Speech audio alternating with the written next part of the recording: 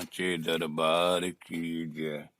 जय जगत जननी माता जी तुम्हारी सदा ही जय। बोल मेरे दिल वाली सरकार की जय। सिया राम सिया राम। सेवक को निगदी होए तेरे दिखावे।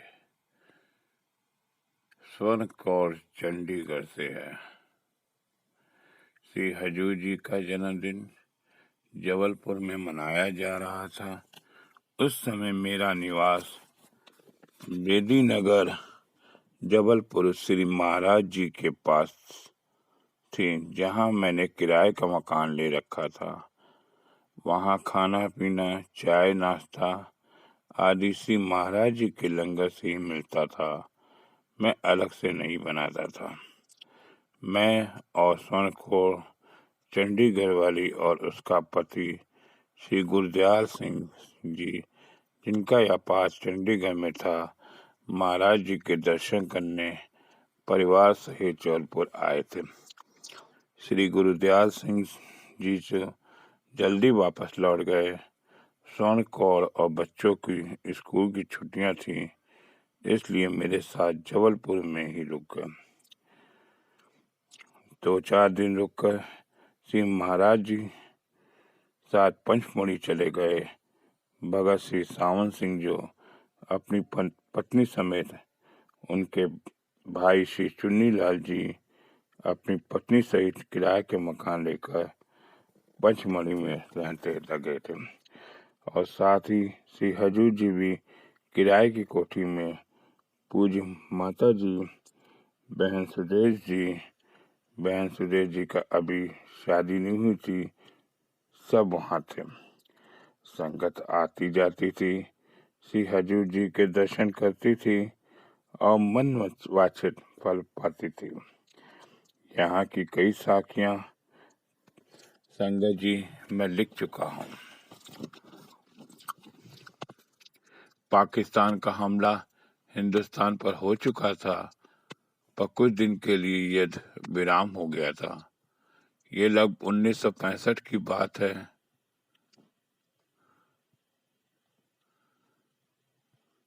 इसी वजह से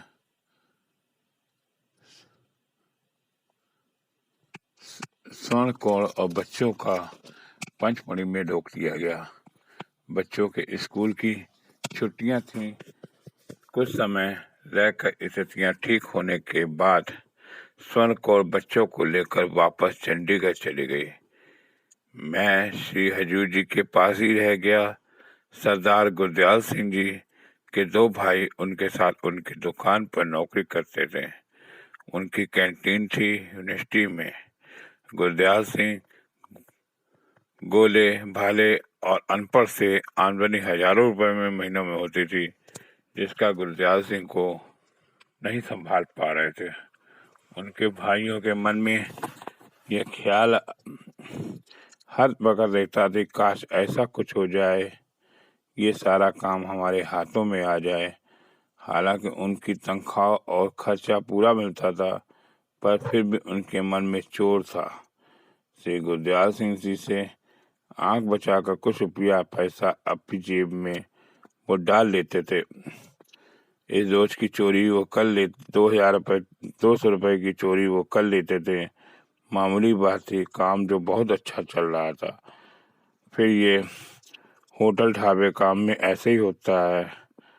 अब मैं जो लिखना चाहता हूँ वो है कि गुरदयाल सिंह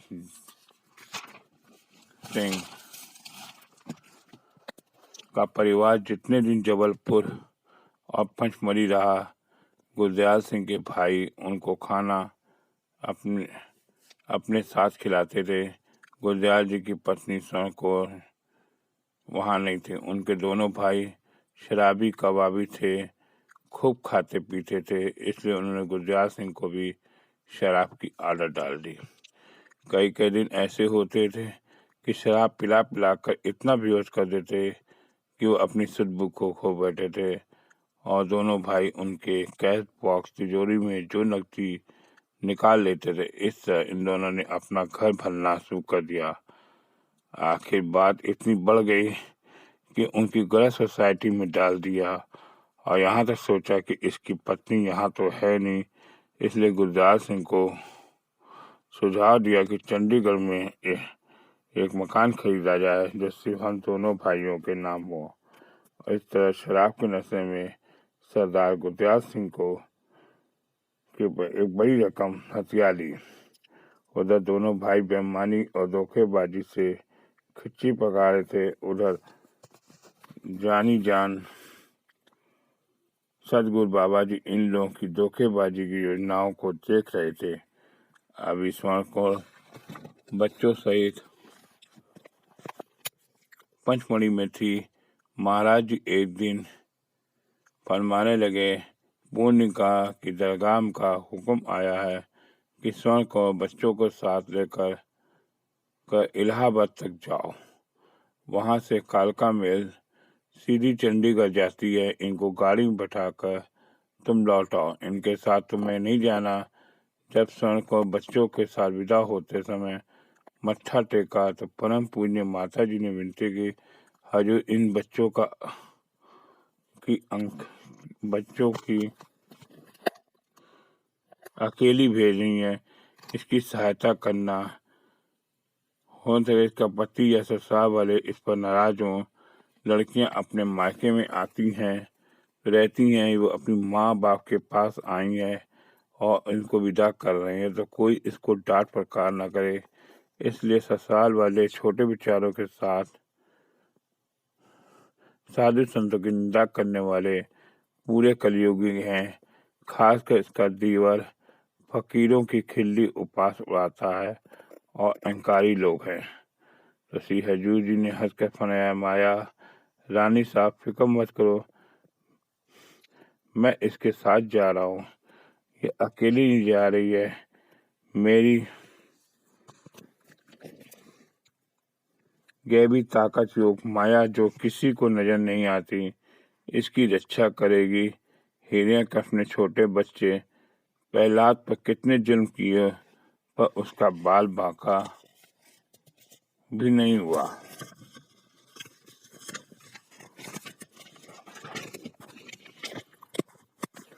फिर भी तुमने अपना विश्वास कमजोर किया तो गलत कदम उठाने लगी। सच बता, मैं ठीक कुछ कह रहा हूँ? जो तुम करने लगी वो क्या ठीक है? मेरी बच्ची आज से कानों को हाथ लगा लिया कि आइंदा ऐसा काम। तेरा बापू शेर है और तू शेर की बच्ची है। फिर इतनी कमजोर निकली। सर्दी की आधी रात में मैंने तेरी सहायता के लिए चंडीगढ़ जाना पड़ा। अगर मैं शक्तिमान न होता तो आज तेरे बच्चे यतीम होते, तुम्हारा क्रियाक्रम हो गया होता और लोग मेरी फकीरी का मजाक उड़ाते। श्री हजूर डांट रहे हैं और सुन कर रो रही है। तो माता जी फरमाया, हजूर बच्ची है, जाने दो। हजूर जी ने कहा, रानी साहब नहीं, आप नहीं जानती ये क्या करने लगी है। स्वर्ण को ने रो रो कर हजूर जी के चरणों में धो डाला। कहा, बापू मुझे माफ कर दो, फिर ऐसे गलती नहीं करूंगी।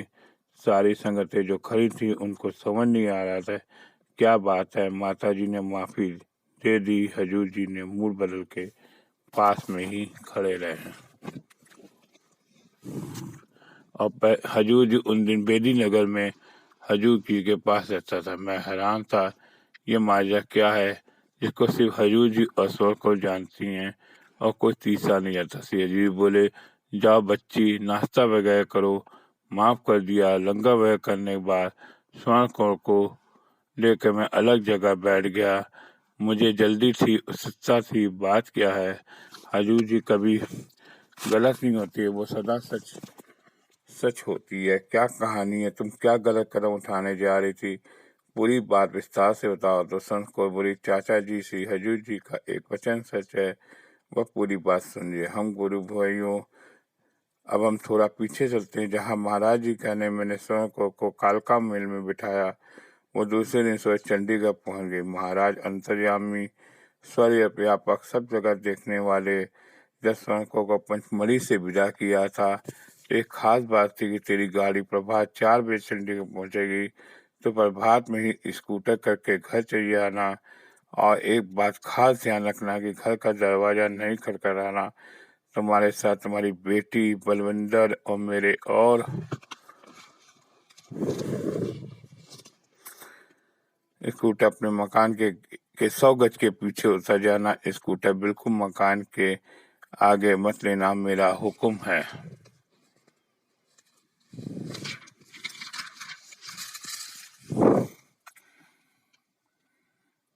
तुम्हारे घर की चारदीवारी ज्यादा ऊंची नहीं है, लड़की को ऊपर चढ़ा देना, सांकल खोलना। एक भाई उस समय 100 करोड़ का किराए का मकान था जिसका 60 रुपए किराया देती थी। ग्राउंड फ्लोर पर कमरे 2 कमरे दे रखे थे। 100 करोड़ ने चंडीगढ़ में पहुंचकर ऐसा ही किया, दरवाजा नहीं खटखटाया। बड़ी लड़की को दीवार के अंदर कूदते देखकर सांकल खोलकर दरवाजा खोल दिया। जब अंदर गई, नक्शा ही कुछ और बदला हुआ था। उसका पति शराब के नशे में धुत था, बल्कि उसके भागे कुछ भी नहीं था जिसको लिखना चाहती है। सब हैरान हो गए।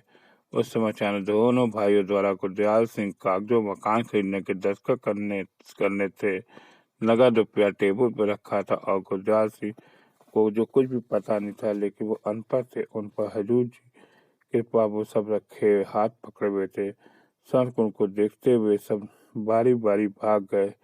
घर की मालकिन जो आ गई, लेकिन रुपया सब समझ के पास आ गया। बड़ी लड़की बलविंदर ने तब तक कहा कि जो पिताजी आप ऐसा काम करते, अगर हम तो बापू ये नहीं भेजते तो हमारा घर लुट जाता। क्या आपने यह समझ लिया कि माँ और बच्चे अब नहीं आएंगे? पर अब आपके कुछ नहीं चलने वाले। गुरदयाल सिंह ने कुछ जवाब नहीं दिया, दूसरे कमरे में जाकर सो गया। बच्चे भी सो गए। दूसरे दिन नहा धोकर बिना खाए पिए दुकान चला गया। रात को फिर दुकान से खा पी कर अगले देर इसमें घर आने पर को ने खाने के लिए पूछा। उसने कहा मुझे भूख नहीं है, क्योंकि बहुत देर से रात को आया था, बच्चे सो चुके थे।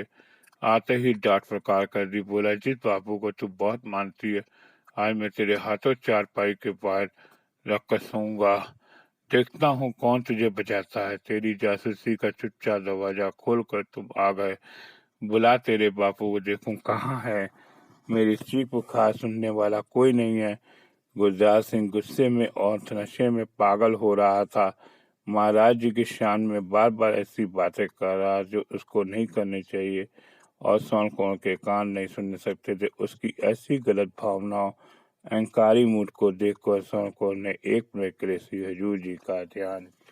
बोल सांचे दरबार की जय। जय जगत जननी माता जी, ट्वाडी सदा ही जय। सिया राम सिया